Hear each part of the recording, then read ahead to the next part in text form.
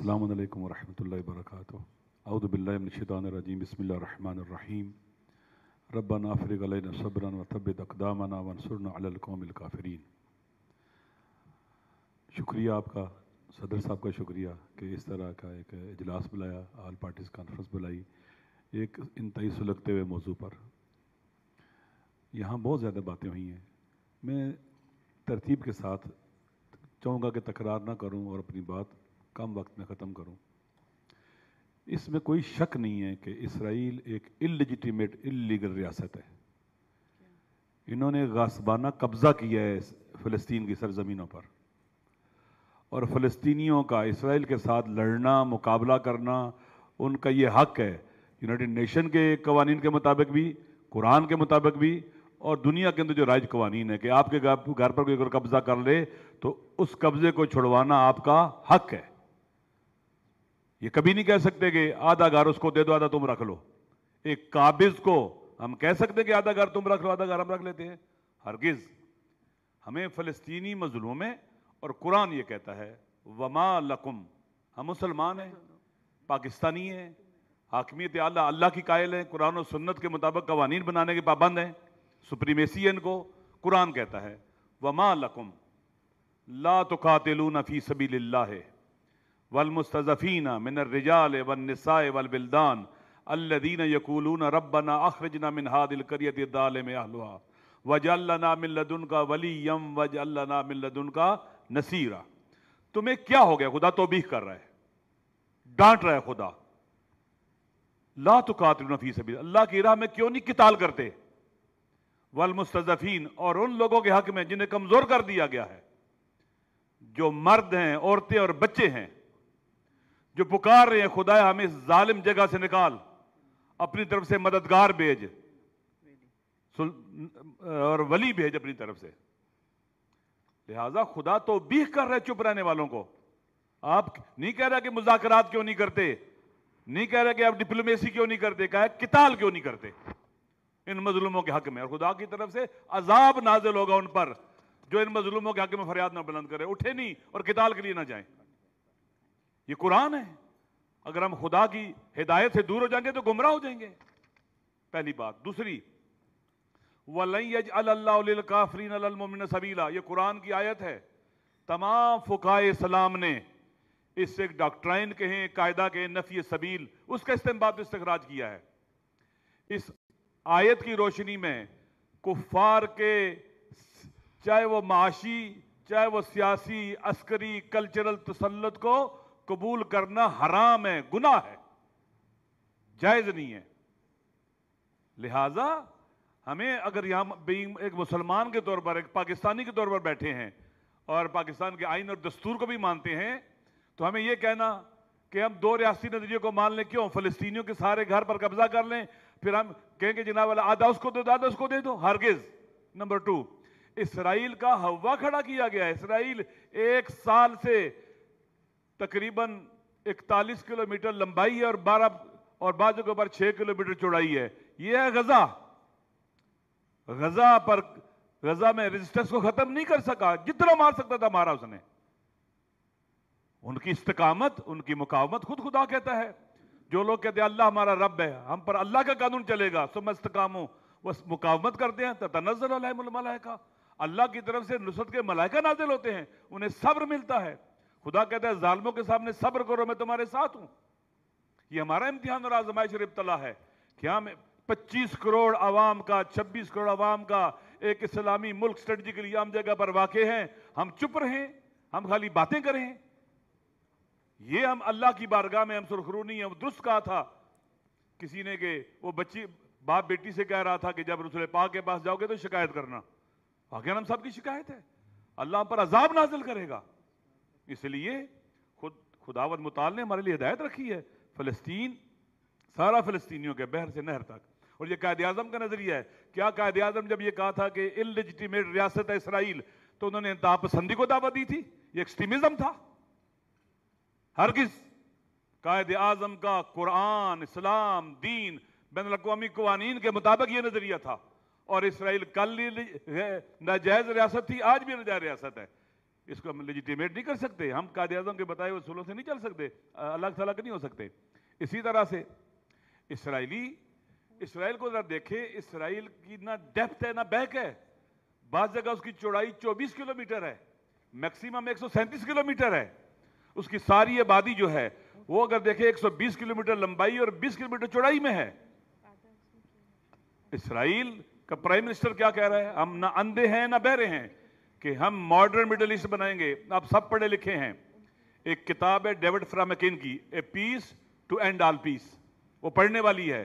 آپ کو لگے گا جیسے آج ہے, اس وقت بھی وہ کہتے تھے کہ ہم ماڈرن مڈل ایسٹ بنانے کے لیے فرسٹ ورلڈ وار شروع کر رہے ہیں. لہٰذا اسرائیل چاہتا ہے تو سیہ طلبی گریٹر اسرائیل, بگیسٹ اسرائیل بنانا چاہتا ہے. نیل سے فرات تک ان کے اہداف ہیں.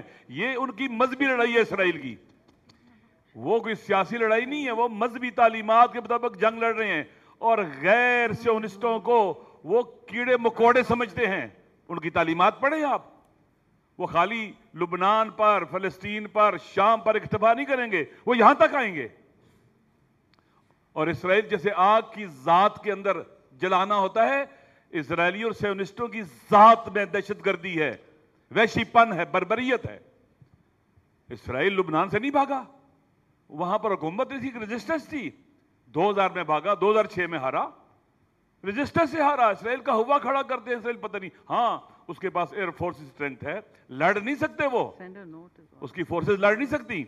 لہٰذا ہم پاکستان کے اندر رہتے ہوئے اس بات کے متقاضی ہیں کہ ہماری جو بھی موقع پر سٹینڈ ہو قرآن کی تعلیمات کے مطابق ہو, ہمارے آئین اور دستور اور قائد اعظم کے نظریے کے مطابق ہونا چاہیے, اور وہی بیان ہونا چاہیے یہاں پر. ہمیں حق نہیں ہے, اور پاکستان کے عوام کا بھی ترجمان ہونا چاہیے. پاکستان کے عوام سپورٹ نہیں کرتے دو ریاستی نظریے کو, بحر سے نہر تک اسرائیل فلسطینیوں کا ہے. نمبر 1. نمبر 2, ہم جس دور میں رہ رہے ہیں یہ پاور شفٹ ہو رہی ہے ویسٹ ایسٹ کی طرف. یہ جو فلسطین میں جنگ ہے اور لبنان میں جنگ ہے, ایک دیوار ہے اسرائیل کے توسیع پندانہ عزائم کے مقابلے میں, مضبوط دیوار ہے. اگر یہ ڈھہ گئی تو کہیں بھی اسرائیل نہیں رکنے والا. لہذا ضروری ہے کہ ہمیں اس بات کو سمجھنا چاہیے کہ ان جنگوں کے پیچھے کیا مقاصد ہیں. امریکہ چاہتا ہے شفٹ آف پاور کو روکے, سلو کرے, روکے ایسٹ کی طرف. ہمیں تیار رہنا چاہیے, پاکستان کو بھی تیار رہنا چاہیے. کل پاکستان میں بھی حالات خراب ہوں گے, یہ ہر جگہ ایسے ہیں. اگر وہاں سے آگے بڑھے تو ہم تک بھی آئیں گے, یہ کہیں رکنے والے نہیں ہیں. اس لیے پاکستان کی بھی خارجہ پالیسی اچھا. ابھی ایران کے اوپر مسائل بنے ہوئے جی, ایران کے ساتھ ایران نے اٹیک کیا جب اسماعیل ہنیہ کو انہوں نے مارا. ہمیں ایران کے ساتھ اظہار یکجہتی کرنا چاہیے. ایران کا سٹینڈ, حملہ یونائٹڈ نیشن کے قوانین کے مطابق تھا, عالمی قوانین کے مطابق تھا, اور اپنا حق بھی تھا ان کا. لہٰذا ہمیں اس چیز میں بانگ دو حمایت کرنی چاہیے. لبنان پر حملے کی ابھی آپ دیکھ لیں کہ ان دنوں میں شام پر بھی حملے شروع ہو گئے ہوئے ہیں, اسی طرح سے یمن پر حملے شروع ہوئے ہیں. ہمیں ان کا ساتھ دینا چاہیے اور مذمت کرنی چاہیے اس طرح کے اٹیکس جو امریکہ کر رہا ہے. اور اسرائیل امریکہ کے بغیر کچھ بھی نہیں ہے. اسرائیل ایک دن سروائیو نہیں کر سکتا امریکہ کے بغیر اور یورپ کی حمایت کے بغیر. لہذا ان کا منافقانہ چہرہ ہمارے سامنے ہے. ان کا منافقانہ, بچوں کے قاتل یہ ہیں, کوئی مہذب نہیں ہے, کوئی کلچر نہیں ہے, کوئی سیولائزڈ نہیں ہے. یہ قاتل ہیں, قاتل, یہ درندے, وحشی پن ان کا آپ کے سامنے ہے. امریکہ کا, یورپ کا, برطانیہ کا, سب کا ہمارے سامنے. ان پر اعتماد نہیں کرنا چاہیے. اللہ نے قرآن مجید میں انہیں کہا ہے کہ یہ ہمارے دشمن ہیں. ان اشد عداوۃ للذین آمنوا الیہود, اور پھر سورہ مائدہ کی 51 نمبر آیت میں کہتا ہے یا ایھا الذین آمنوا لا تتخذوا الیہود والنصارى اولیاء, یہود و نصارہ کو اپنا دوست مت بناؤ. بعضهم اولیاء, بعض وہ تمہارے مقابلے میں ایک دوسرے کے ساتھی ہیں. وَمَن يَتَوَلَّهُ مِنكُمْ فَإِنَّهُ مِنْهُمْ, جو ان کو اپنا دوست بنائے گا وہ انہی میں سے ہو جائے گا. قرآن کہہ رہا ہے ان اللہ علامہ صاحب ذرا سا مختصر, بس ختم کرنے لگا ہوں. درست ہے, ان اللہ لا یہدی الظالمین, خدا ظالموں کی ہدایت نہیں کرتا. پھر کہتا ہے وَلَن تَرْضَى عَنْكَ الْيَهُودُ وَالنَّصَارَى وَلَا النَّصَارَى حَتَّى تَتَّبِعَ مِلَّتَهُمْ, یہود و نصارہ اس وقت تک تم سے راضی نہیں ہوں گے جب تک تم ان جیسے نہ ہو جاؤ. اپنی شناخت نہ مٹا دو, اپنی آئیڈینٹی نہ ختم کر دو. ہمیں پاکستانی ریاست کے طور پر اپنے دشمنوں کو پہچاننا چاہیے. جو اپنے دشمن کو نہیں پہچانتے کبھی بھی کامیاب نہیں ہو سکتے, وہ سائے سے لڑتے ہیں. لہٰذا یہ دشمن ہے ہمارے. قرآن کہہ رہا ہے یہود و نصارہ ہمارے دشمن ہیں. اگر ہم نہیں مانتے ہم قرآن کے خلاف ہیں. میں نہیں کہتا کہ خود قرآن نے کہا کہ ان کے تسلط کو اپنے پر نہ ہونے دو. تمام فقہائے اسلام نے کہا کہ ان کے تسلط کو اپنے پر قائم کرنا گناہ ہے. ایسے سیاسی روابط، معاشی روابط جو آپ کے استقلال کو، آپ کی ساورنٹی کو ختم کر دے، وہ جائز نہیں ہے. لہٰذا ہمیں قرآن، ہم مسلمان، ہمیں قرآن کے مطابق چلنا ہوگا. اسپیشل گروپ بننا چاہیے، پاکستان کو لیڈ کرنا چاہیے. سب سے بڑا اسلامی ملک ہے آبادی کے لحاظ سے. انڈونیشیا سے زیادہ مسلمان پاکستان میں ہے. پاکستان لیڈ کرے، بہت اہم جگہ پر واقع ہے. پاکستان اس خطے کے فیوچر سے لا تعلق نہیں رہ سکتا. دنیا گلوبل ولیج کی طرح ہے. لہٰذا ایران کے ساتھ ملے، سعودی عرب کے ساتھ ملے، ترکی کے ساتھ ملے، انڈونیشیا، ملائیشیا جتنے بھی ہیں ملے، اور ایک پیغام دیں اسرائیلیوں کو کہ انف از انف. اب آگے بڑھو گے تو تمہیں پورے جہان اسلام کا مقابلہ کرنا پڑے گا. اب ہم بے تفاوت نہیں رہ سکتے، چپ نہیں رہ سکتے. اللہ تعالیٰ مدد کرے گا. ڈرنا نہیں چاہیے، آئی ایم ایف سے نہیں ڈرنا چاہیے. شکریہ. انشاءاللہ العزیز خداوند متعال غیبی مدد کرے گا اللہ کے راستے میں جو کھڑے ہوتے ہیں. تو آپ کا شکریہ. میں آپ کا بہت ہی شکر گزار ہوں میڈم کہ آپ سینٹ بھی مجھے موقع دیتی ہے بولنے کا، یہاں بھی مجھے آپ نے موقع دیا ہے بولنے کا. اسرائیل لبنان پر ممنوع اسلحہ استعمال کر رہا ہے. علامہ صاحب مغرب کا ٹائم ہو رہا ہے، لہٰذا قرآن تو ہمارے لیے بھی مقدس ہے. مذمت کرنی چاہیے. شکریہ. جی بہت شکریہ.